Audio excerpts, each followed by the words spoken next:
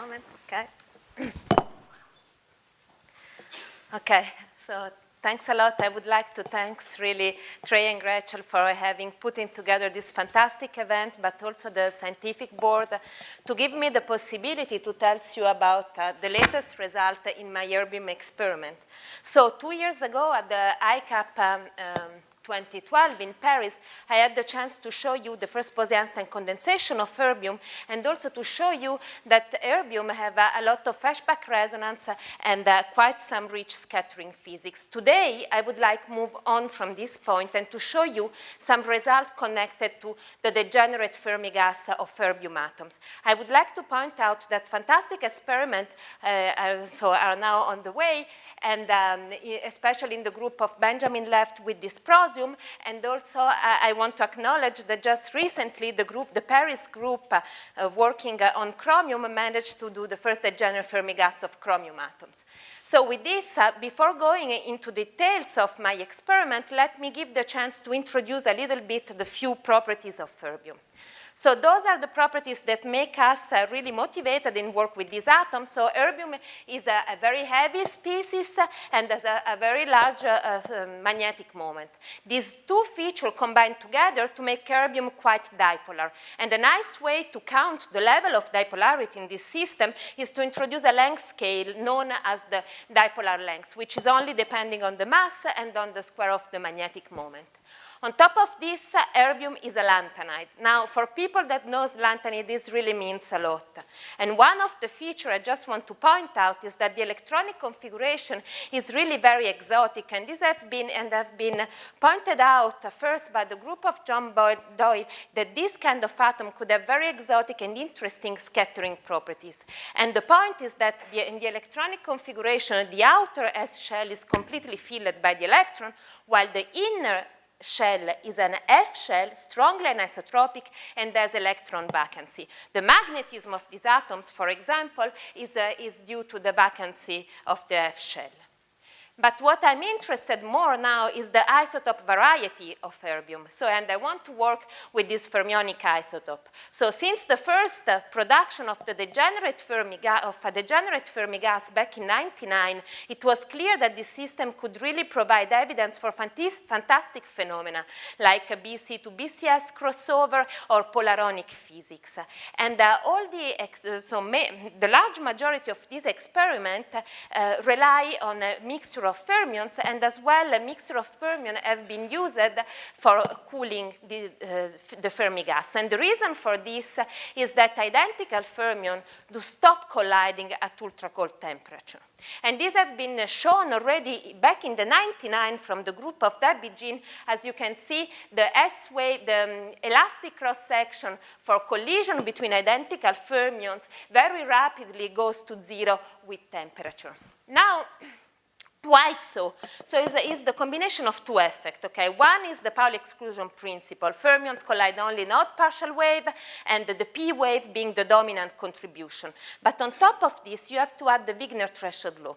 And the Wigner threshold law tells you how two atoms collide really at ultra-cold temperature nearby threshold. And this depends strongly on how is the potential between the atoms, the interaction between the atoms. For van der Waals potential that goes to zero pretty fast, then you refound the very well-known elastic cross-section, which goes to zero as soon as the momentum of the collision goes to zero. However, now, if your interaction is different, is more long-range, it follows to zero less rapidly, then the Wigner threshold law changes dramatically. And suddenly you get an elastic cross-section which is energy independent, equal sort of for all partial wave, and also, as it has been shown by John Bonn and co-worker, he has a very simple relation to the dipolar scattering lengths which I've introduced previously.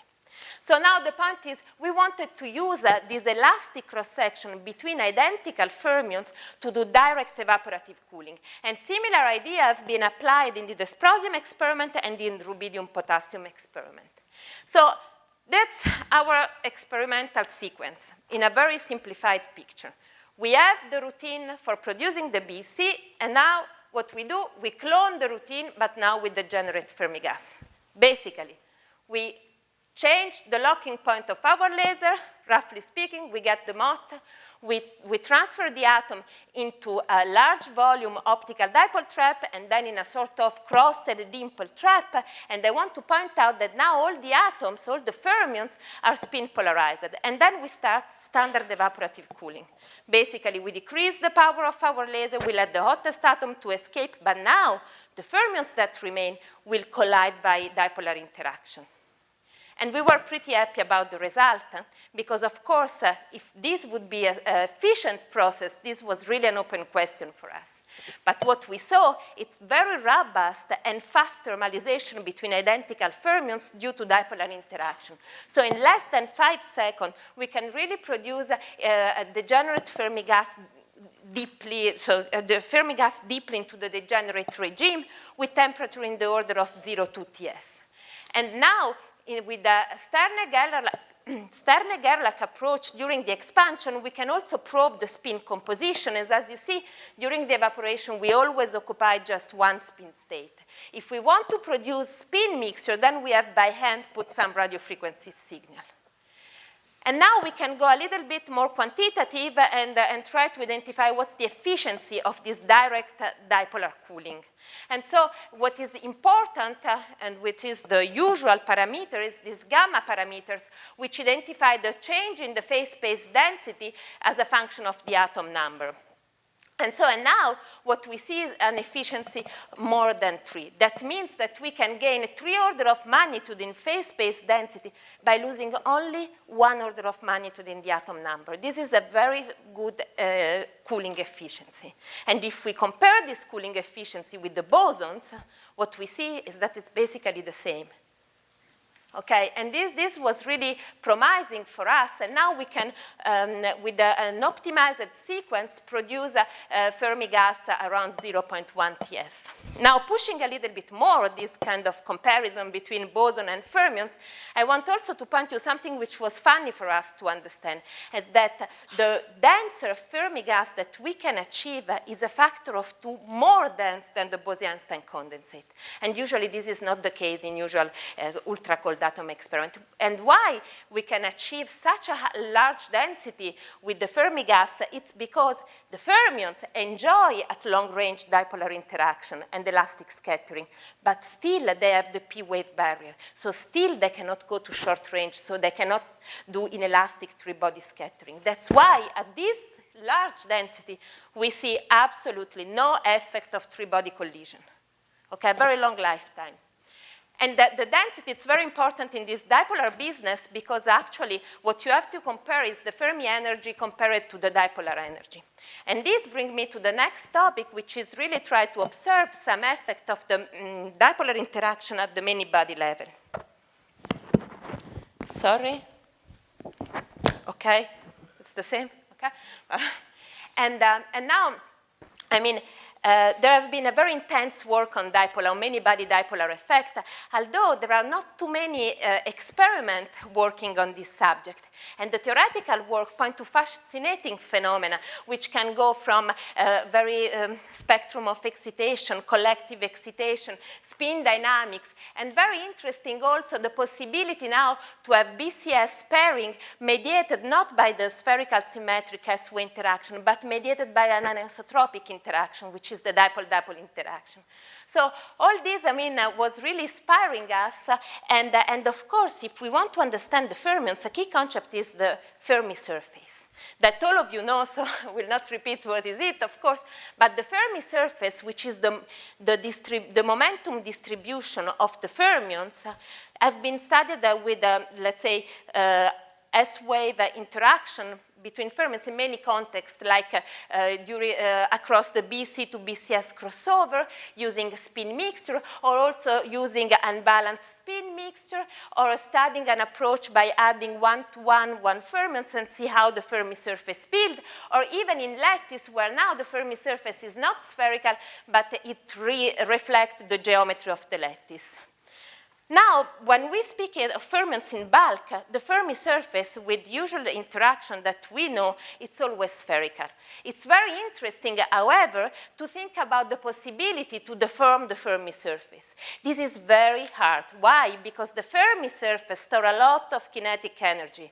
So the kinetic energy doesn't want you to have a deformed Fermi system, want to have a spherical one, okay? But this kind of situation is very interesting because suddenly you can have an isotropic Fermi liquid, but also you can have an isotropic pairing, anisotropic superfluid phases. And you also see immediately that in this situation, you cannot define anymore, let's say, Fermi momentum. You have to introduce angular dependence on the Fermi momentum.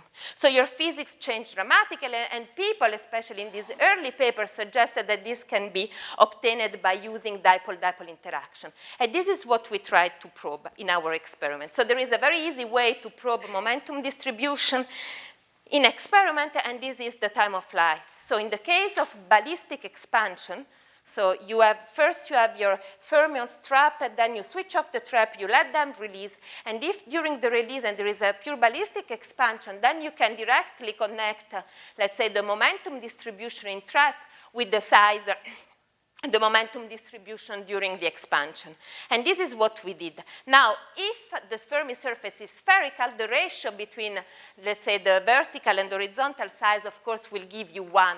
And what we see actually was a clear deviation, and we saw that the Fermi surface is elongated in the direction of polarization, which also means the direction of maximum attraction. This is in momentum space. And now if we rotate the polarization axis, so we change the line, so we see that the aspect ratio invert, and we can follow how it inverts. Of course, after this first measurement, we went to analyze the evolution of the aspect ratio in time, okay? And then we realized that actually we are not really in the case of pure ballistic expansion, because the dipole-dipole interaction is still on during the expansion. So you have to take care of this. We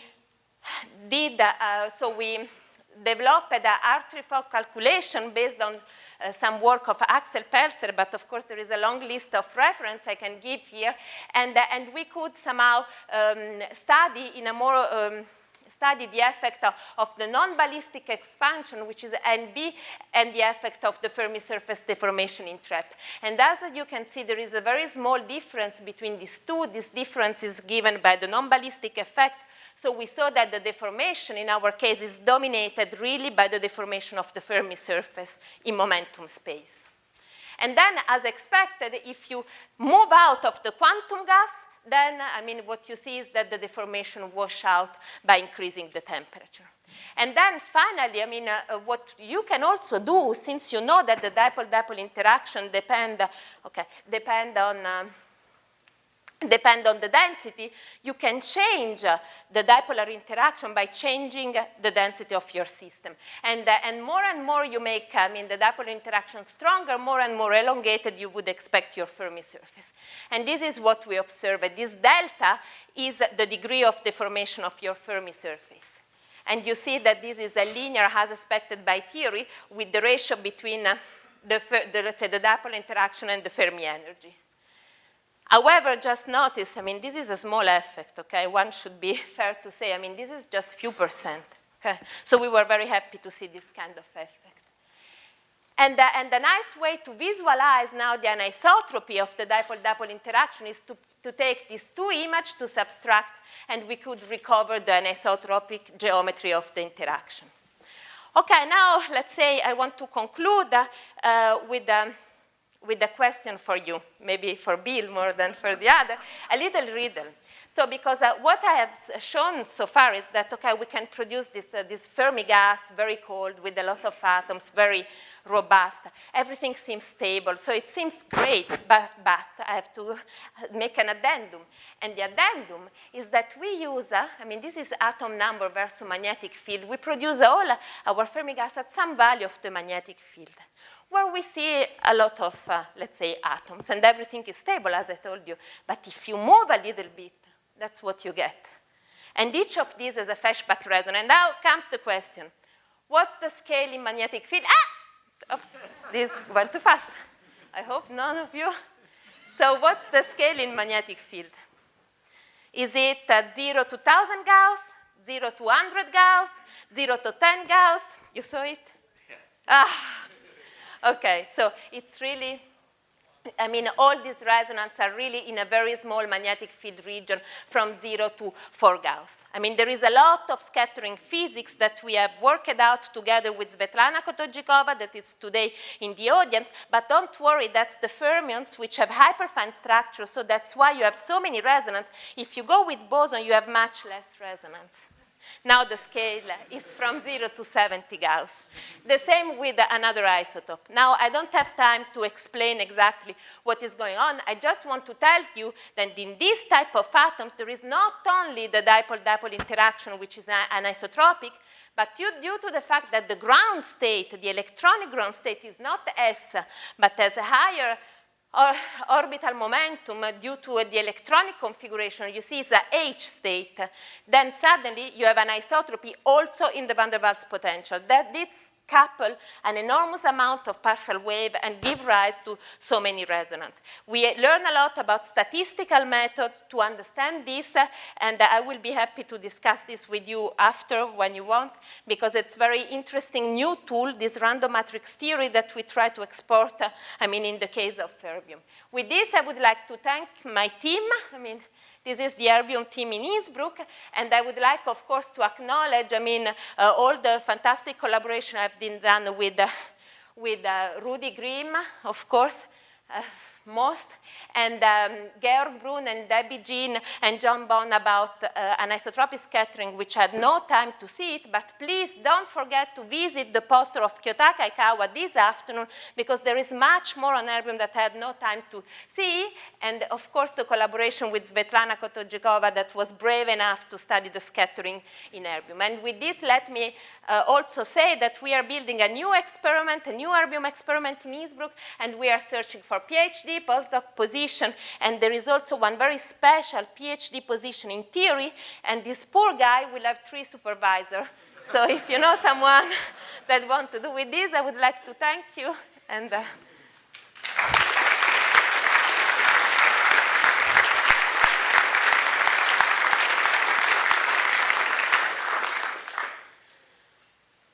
we have plenty of time for questions for Francesca. Bill is so ubiquitous with questions, I'm going to take the liberty as the session chair to ask my own question first. So my question for you is, with the plethora of Feshbach resonances you have in these systems, are any of them useful for scattering length tuning?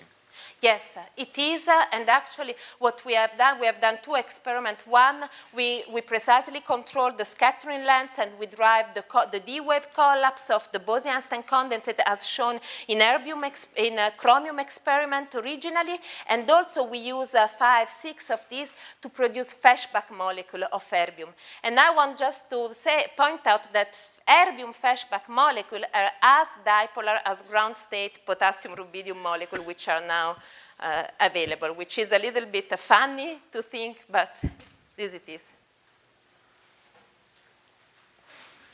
So there's so many questions that I'd love to ask. But I'd like to give you a little bit more opportunity to say more about the last thing you said about all those Feshbach resonances and how they're different in bosons and fermions. So let me focus on one particular question. You mentioned that you were using random matrix theory to think about these things. And one of the things that pops into my mind when I think random matrix theory is that I get levels that are sub-Poissonian in their distribution. But when I looked at those Feshbach resonances, it didn't pop out to me that those were sub-Poissonian. Maybe I just... I have a slide. Okay, one moment. I have a slide. Thanks for asking. Okay, so those are all the Feshbach resonances, which are now, let's say, in magnetic field. And actually, this is the distribution that you see. And this one is the Poissonian, like the one that you would have found, for example, for cesium. We tested in cesium. And this one is the Wigner-Dyson distribution. And now I think that we are, and this, what means this for the person which are now?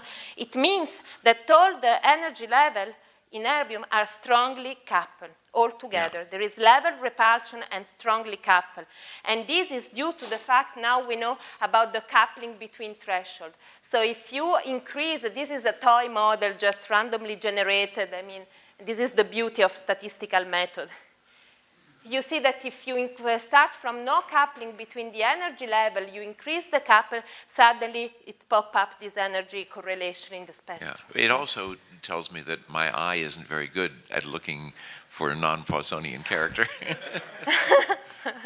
Okay. If there are any more questions, good. What are the prospects to push the ND square over EF much greater and to see superfluid pairing, for instance, in this system? I mean, I don't know. I don't think, I mean, it's really hard. We can definitely gain something by increasing a little bit the density. But, I mean, really, to have comparable Fermi energy, comparable to the dipolar energy, this one I think we will never reach. Whether you can have some interesting effect in terms of pairing, even before, I think that this might be the case. But I cannot say how much we can do. But with the Feshbach, I mean, if we do Feshbach molecule, like in the BC-BCS crossover experiment of two fermions, then those are much more dipolar, and then probably this will help us. Thanks. Are there any more questions? Wow, I was in time. So if not, let's thank our speaker once again.